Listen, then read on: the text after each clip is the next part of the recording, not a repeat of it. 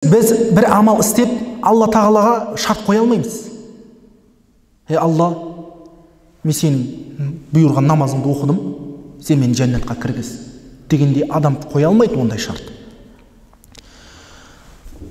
Мүмін адам бүкіл іс амалымен оның түбінде не нәрсе болу керек? Алланың разылығы деген нәрсесі болу керек.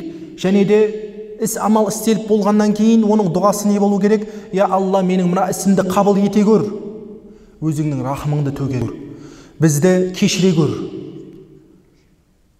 деген нәрсе болу керек дейді, іс амал істеліп болғаннан кейін. Бұның барлық нәрсе және де Алла тағаланың абзалдылығымен қабыл болады иншалла. Аллах субханаху ва тағала Құран-ы Кәримде былай келтіреді. Астағфиру билла, катаба раббукум аля нафсихи ар-рахма аннаху ман амила минкум су'ан bijahalatin thumma taba min ba'dihi wa aslaha fa annahu ghafurur rahim дейді. Біздің Раббымыз субханаху ва тағала өз-өзіне рахым деген нәрсені міндет қылып алды дейді. Қараңыз, Аллах субханаху ва тағала өзіне рахым деген нәрсені міндет қылып алды дейді.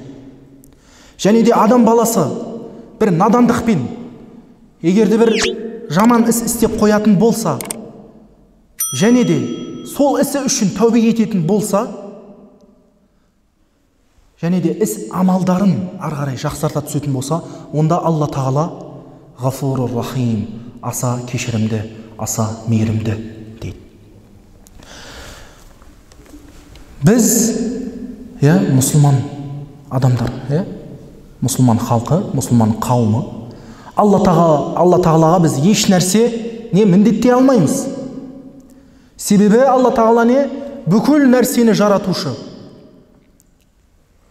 Және де Алла тағала не нәрсеге бол дейді? Күн фаякун, бүкіл нәрсе болады.